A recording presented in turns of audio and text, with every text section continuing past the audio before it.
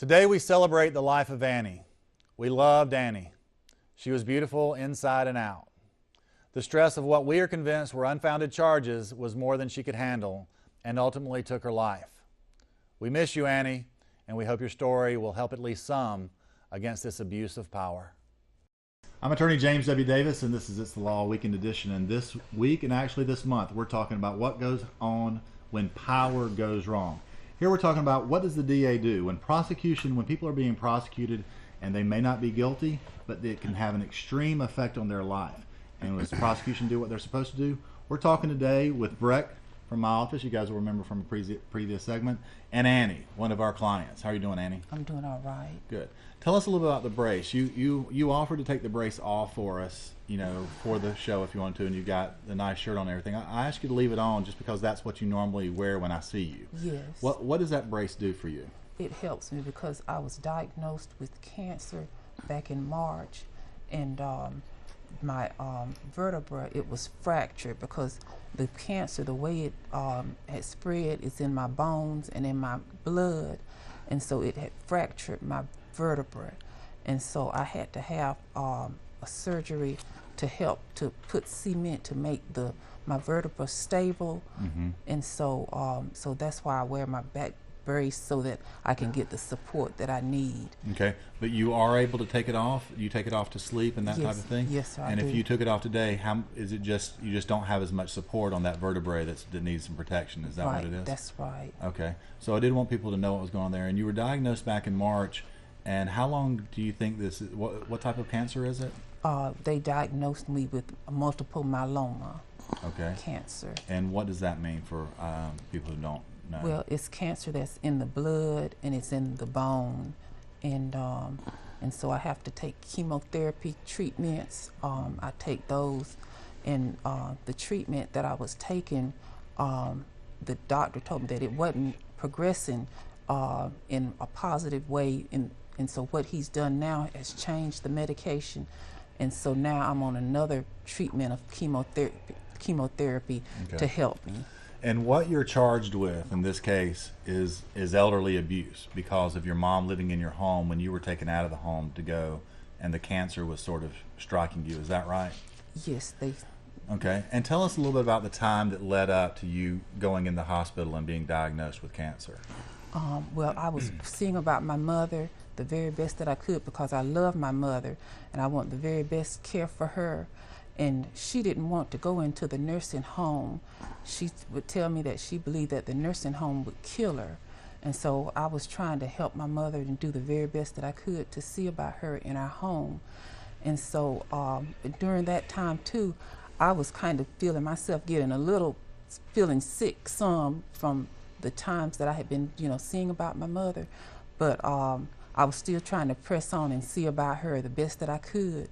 And so it got to the time that I needed to go to the hospital because I was just feeling so sick that I just felt like I wasn't going to make it.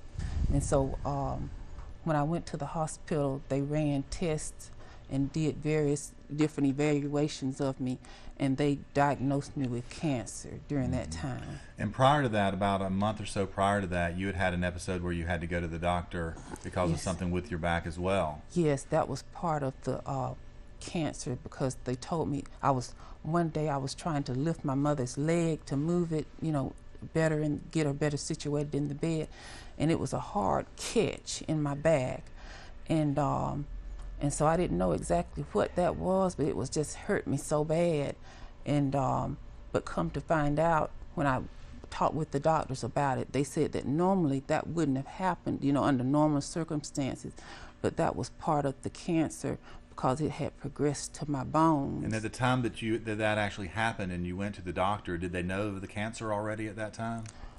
He had taken an x-ray and he saw a mass on my lungs, but he hadn't, at that particular time, it wasn't conclusive at that time until I went to the hospital. And then they ran more extensive tests, and then that's when they diagnosed me with cancer. Okay. And so during that week or during that month after that event happened, you had trouble, you weren't able to help your mother as much as you'd helped prior, is that right? That's right. My sister was able to come and help my mother. Okay. And during, and then I'm talking about the time before you went into the hospital. Actually, when you were doing that, you said you had trouble. You had to lift her legs and that kind of thing. And so, did your sister come and help you during that month? I know she came in after that, that week you were in the hospital. Right. But had she been coming and helping you during that prior month? She had been coming in helping us because I needed help some myself. So she was coming in helping me and my mother. She was helping. And your sister really felt bad for both of you and your mother, because of the pain Yes. you guys were going through. Is that right? Yes, sir. Okay. And so your sister was doing all she could, Yes, sir. and you were doing all you could. Yes, sir. And did you guys discuss with your mother the possibility of going into some sort of assisted living or some sort of place like that?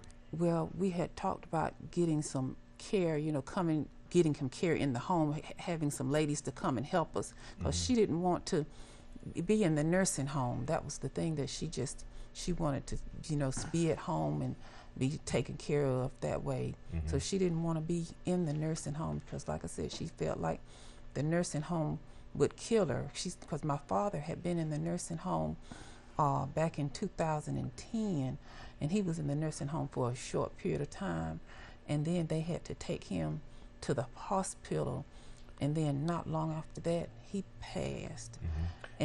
And she felt like if she went to the nursing home, it was like a death sentence. That's the way she felt. Is that right? That she felt that because she had told me, and that really did upset me when she would tell me that she felt like the nursing home would kill her. That because I didn't want nothing to happen to my mother. I wanted to help her all I could. Right. And Breck, you and I have been dealing with this case for a little while. What's your take on what's going on with this? Jay, I think Annie is a wonderful lady, wonderful person. She did everything she could do to take care of her mother. Really a wonderful feat. She was working so hard doing it that it made her sick, and she got sick. And then she has to go into the hospital with her own problems. And while she's in the hospital, Jay, she gets arrested. Let's talk about that. Where were you arrested? At home after I had gotten out the hospital. It was about the next day, I think, after I had gotten out the hospital. Did the police come and talk to you while you were at the hospital? Yes, while I was at the hospital. Okay. And that's what you're talking about, Yes. being at the hospital doing that. But the actual arrest actually took place after you actually got home. Yes, sir. So after a month of struggling with what turns out to be cancer that wasn't sure at the time, and then a week of being in the hospital with the cancer, you come home to be arrested by the police. Yes, sir. Okay. And did you expect to be arrested by the time they arrested you at your home? No, Okay. sir. And your husband was also arrested. Yes, sir. And was he arrested while you were in the hospital? Yes, sir. So he had already been arrested when you came home. Yes, sir. Okay. And during this process, had your husband discussed getting help or a nursing home or some sort of facility? Yes, he was, but he was supportive too of what me and my mother and my sister, we were working on to get some more help into the home, and so he was supportive that way too. But he did recommend too some rehabilitation, but he was supportive of trying to help us to do the best care for my mother as we could. And your sister had talked about she wanted your mom to go in a nursing home earlier. Do you recall those times? Yes, she wanted my mother to go, and yes, sir, but she would help us too at the house. And your husband had mentioned for her to go to a nursing home too. Yes, sir. Okay. And actually, do you recall when Department of Adult Services came out and talked with your mom? Do you recall that period of time? Yes, sir. And they talked with your mom for quite a while. Right. And your mom did not want to go into a nursing home. Right. She didn't want to go. And so your mom has always been very adamant of not going into the nursing home. Is that right? That's right. Is there anything, you did your best, everything you could possibly do to care for your mom. That's what I feel, that's what Breck feels, Yes, and sir. anybody who knows the situation feels. You know that to be the case too, right? Yes, sir. Okay. And your husband did everything he could do. Yes, sir. He did. He would help us and he wanted the best for my mother also. And would your mom have ever wanted him to take care of her changing and that kind of stuff? No, sir, because we were, like during that time when I was in the hospital, that's when my sister was helping, and they were looking for some other ladies to come and help too. And that's what your mom wanted. She didn't want Right. she didn't want your husband to come in there and start doing that type of care for her. No, She sir. doesn't feel that that's appropriate, and at Right. least that's what you believe for her. That's That right. she didn't feel that that would be appropriate. That's right. And your husband didn't feel that that was appropriate. That's right. But he continually tried to make sure you guys had whatever help. Right. And as even in the days prior to his arrest, there was discussion where you guys were asking him, where he was saying, I think we need to do something. And you guys were saying, your mom was actually asking for a little bit more Time to get some more help, to get some more ladies in the house to help us. And you were talking to your mom and your husband and your sister from the hospital? Yes, sir, on the Okay. phone. And what were those conversations like? Well, they were things were going pretty well, except they were kind of having some problems in getting some additional help, and so that's where it was seen that we were having some problems in getting the ladies that my mother wanted to get to help her. Mm-hmm. That's kind of where we had ran into some problems. And during the time where, prior to the arrest, when this was going on, your husband was really feeling like, the help wasn't coming soon enough. Yes. That your mom wanted a little bit more time trying to get the help, but Yes, it sir. wasn't coming soon enough. Yes, sir. Did your husband ever do anything that would have been inappropriate? No, sir. He always helped. He was very supportive and cared about my mother and just, wanted the best for her, But he helped you guys in whatever you guys needed, right? Right. But it was never his job to do the care for her. It was just No. Maybe he would like if I would ask him to help me pull her up in the bed or something like that, he would do that, but not, personal care, like that. And if you guys needed something to pick up, would he run to the store and get something for you? If we asked him to, he would, but normally I would get that, or my sister, we would normally work together like that. Okay, and in the hospital, while you were in the hospital, you had your own thing going on, but you were also trying to deal with what was going on with your mom. Yes, sir. And was that hard on you in the hospital? Yes, it was stressful because that's when I found out that I was diagnosed with cancer too during that time. And so you find out you're diagnosed with cancer, and a week later you're arrested It was like the next day or two. after you left the hospital. Right. Mm-hmm. And how has that affected you? The fact that you've been arrested? It's affected me very much. Yes, sir. And tell us how. I mean, don't go into anything personal that you don't want to disclose, but you've been under extreme stress because of this. Yes, sir, I have. And you're under extreme stress at the time where you need to heal, where you're taking some chemo treatments for the cancer? Yes, sir. I've taken chemotherapy treatments and also radiation treatments, and I've had, like I said, the surgery on my back for the cancer. Mm-hmm. And during all of this time, you've got the added pressure of you and your husband having to answer calls brought by prosecution in this county, and we're talking about Bibb County. Is that correct? Yes, sir. So in Bibb County, you're having to do what's going on by the prosecution's office. The DA's office in Bibb County is doing this because of these circumstances in your life. Yes, sir. And what we try to do here is we try to let people know that this can happen to anybody. Anybody's life can be turned around and changed. It can happen to you. Everybody wants to believe that it happens to somebody else, that somebody's life that's been living a good life otherwise, that they don't just all of a sudden get inappropriately arrested. What's your life been like? How many times have you been arrested in your life? None. Until this. This was it.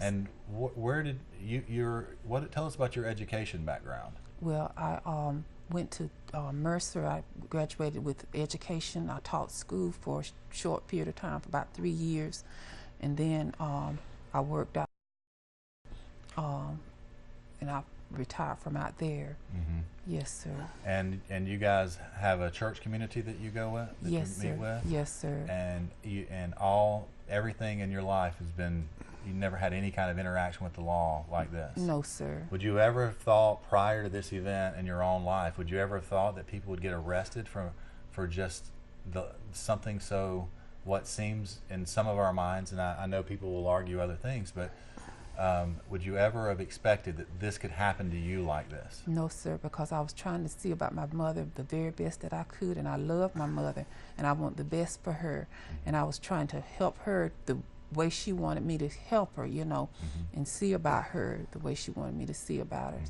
Sometimes the prosecution gets a little over the edge with believing their job is in ministry, or believing they're talking to somebody who can't speak for themselves. That's definitely not the case in this case. We're going to meet with your mom, Yes, sir. with her mom, and see what the alleged victim in this case has to say about it. We're going to meet with her pretty soon, and we'll show that. But you need to look at what the prosecution's doing in your area.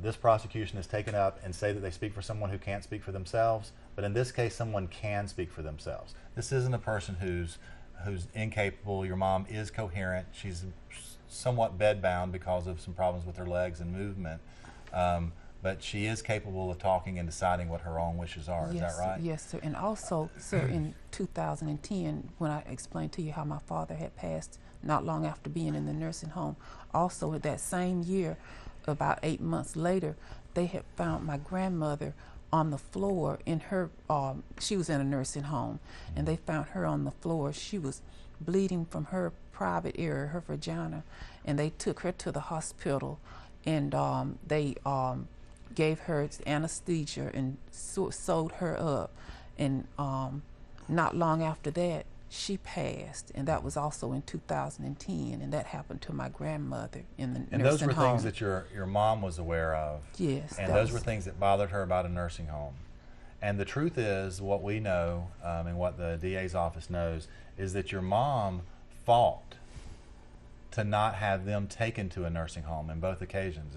Do you recall that? Yes. And as a matter of fact, they had to get a court order because your mom would not sign them into a nursing home. They had to get a court order in order to take your grandmother and your father to the hospital, to the nursing home, Yes, because sir. your mom did not want to sign them in. Yes. And that's sort of your mom's, it seems to be, your mom has no desire. She feels like nursing homes for herself and for her family. That's always been her position. That's it seems what to it be. seemed to be, yes, sir. Mhm. All right. Well, we definitely hate that this happens to you. We hate that you're going through this process at all. And there's a legal battle that we know that you know about, because Breck and I have been working on it. But sometimes the only thing, and Breck said this today, the only thing that we have that protects our rights is the Constitution. Because all the other laws somehow give the government a little bit more rights on how to step on what you can do and what they can't do. And one of the things here is a right to a speedy trial, and that's been snatched out of your hands. Yes, sir. And we are doing everything that we can to fight for that, because in this case, like many cases, plea bargains are pushed across the table, and attorneys, good attorneys even, will try to encourage a plea bargain. Court-appointed attorneys in large numbers are pushing plea bargains and not really trying a case. And in this case, we had 2 plea bargains or plea offers that went for you and your husband through another attorney. The DA had no problem with that, did they? No. No problem with that. With the plea offer, if you both accepted, no problem. But when you came, the 2 of you came to us and united a united defense, and we put up a fence and said we are ready for trial. We want trial now, and trial was scheduled on the 23rd of September, 2013. Whenever you're viewing this, it may be later on, but if you're viewing this, recently in that period of time, it's the first airing. But you will see this again. September 23rd, 2013, this case was supposed to come to trial. What happened, Breck? The prosecution in this case filed a motion of a potential conflict in one attorney, you, representing both of the parties, but they had not filed a conflict in a previous representation. Now they say there's a potential conflict, and that conflict is you could point the finger at your husband could point the finger at you. That's a potential conflict. You understand that? But and we discussed that prior to you guys coming with me, and you just discussed that with the prior attorney. We're not going into who the prior attorney is. It's not relevant for this at the moment. But we also had a request for a continuance. Do you recall that? Yes, we did. The prosecution requested a continuance in this case, Jay, and you denied that. You rejected that proposal because you wanted this case to go to trial. And This is the case for many reasons, and part of it is a health of somebody who's this stress. This is a huge amount of stress on you. We would love to have this go to trial, have a jury look at what we're looking at and say, let this woman free, let her have this off of her, let her get her chemotherapy, let her get all of what she needs in treatment without the added stress of her life being in the balance, whether or not she has her freedom, whether or not she'll be locked up, whether or not they would send her in prison. She needs that stress. She doesn't need that stress with anything else. And we pushed for that reason. Not to mention all the other issues that her husband has. He has a ton of issues that make him need to get this taken care of as soon as possible. But the problem is the prosecutions here in most counties, not just this county, but the prosecution, when you mount your defense and go after the defense, we've got a problem. They've got a problem. And we pushed to get this on there, and it's this motion is the only way they got the continuance, by this motion of an alleged controversy. My belief is, and I think you're with me, and I'm a little passionate on this thing, so I'm kind of speaking over you, but my position is if you ever have a conflict where one person might have a need against the other, and you push a plea on somebody, that's the time. That's the time you should make sure that there's not a conflict. You're not making one person plead to something, giving somebody else a better deal, or the other way around. A united defense, not so much. What do you think, Rick? You've been a prosecutor. I have. I was a prosecutor early in my career. I've been practicing criminal law for now over 30 years, and in most instances, the prosecution wants a case to go to trial.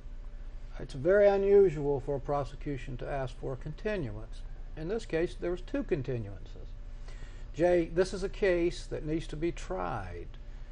A jury needs to hear this case, and a jury is the ultimate decider in this case, not a judge, a jury. And for Annie's health reasons and for reasons relative to her husband's case, this case needs to be tried, and we were ready to try it. You were ready to try it, and we're ready now. And we stand ready. We'll be back. I'm Attorney James W. Davis, and this is It's the Law Weekend Edition. Breck, it's a sad thing, isn't it?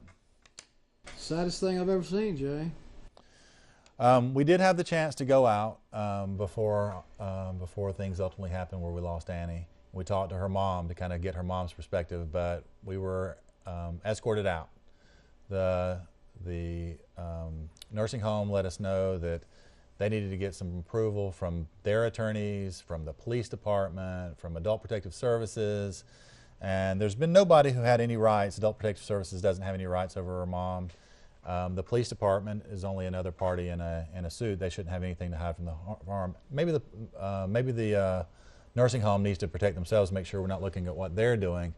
But ultimately, on this elderly abuse case, the one who's allegedly abused couldn't state her story with us. But tell us a little bit about what she did say. Jay, Annie's mother, Para Wilson, stated that she could not have had a better daughter and son-in-law. That they cared, they cared for her, that Annie cared for her for a couple of years, and fed her, and took care of her until Annie herself got sick and had to go into the hospital. And as soon as Annie got out of the hospital from the cancer treatment, then Annie was arrested and charged with cruelty to the elderly, when in fact she'd been taking care of her mother for 2 years. Right. Right, and that's a sad thing. And then we've made those points. We've tried to let law enforcement, DA know. We've tried to correct things like whether or not somebody had a key or didn't have a key on a sister. We've tried to make sure all those things were known, that this wasn't the case they thought. Certainly didn't entail anything that was willingly, which is a part of what those charges required. But also, the thing that this mother, this elderly one that they say has been abused by somebody else that they're charging, is actually being abused by the system. She was taken away from her home, not allowed to go back because the people taking care of her wouldn't. It was her choice to stay in that home during that time. That's what she said. It was always her choice. She was begging for one more day, thinking they could find somebody that would be able to do this for her. And now she's in a nursing home, saw a bill of over $25,000, and it appears her finances are going to be wrecked. She had some properties and stuff they're going to make sure they get their money. And it is a sad day, and somebody's got to do what's happening in our nation. And we'll back to the rest of the story. I'm Attorney James W. Davis, and we're back in the studio with It's the Law Weekend Edition, where we're talking with Annie about the trials that she's going through. We've just seen what's going on with your mom. and the things that's going on with her. But tell us, you know, you mentioned being retired earlier, but you retired for a specific purpose. I wanted to help my mother more too, to help see about my mother, and so that was one of the main reasons, so that I could have more time with her and spend seeing about her. And you worked for a place where you were able to get actually an early retirement in order to do that. Is that right? That's right. Okay. And were you happy you were able to do that for your mom? Yes. Okay. And a part of the stress that you're under, it's not just all the charges against you. Part of that is that the stress that you're under for your husband. Yes. And because of what he's going through Yes. the same process. Yes, sir. And how does that affect you? It affects me tremendously because we were working to do the best we could to see about my mother, and for all of this to happen, it's just been making our lives we just don't know what to expect, and what we have been doing was putting our faith in God. That's the main thing that's been keeping us going, is our faith in the good Lord and Him blessing us to get to this point. And that's what we're putting our faith in Him to bring us through this. And He's going to bring you through this. He's going to bring you through this, and we're going to make sure that people know what's going on, that prosecution can't continue to do this. They can't continue to do these things. And you feel like that by your husband supporting the ideas that you wanted and that your mom wanted, that now he's in jeopardy. That's part of the stress that's on you. Is that right? Yes, sir. Because he supported your mom's wishes. So the prosecution, who now has a task for elderly abuse, is now abusing the elderly in many people's opinion. You guys can make your own decision. Remember, nothing in this program is designed to be legal advice. If you have a legal concern, you should consult an attorney. You can contact our office, James W. Davis & Associates, at 478-742-1440. Remember to send your legal question to It's the Law at 41NBC.com. And tune in every Wednesday at 6 here on 41NBC, where we'll answer those questions. Also, check out our firm's website at defendmacon.com. I'm Attorney Jay Davis, and when it looks like litigation, you need us on your side.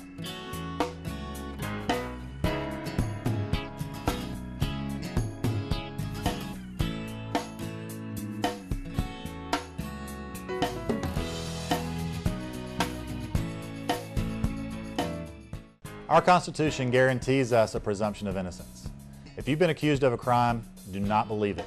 When jurors walk in the courtroom, they want to believe that the person in the defendant's chair is guilty.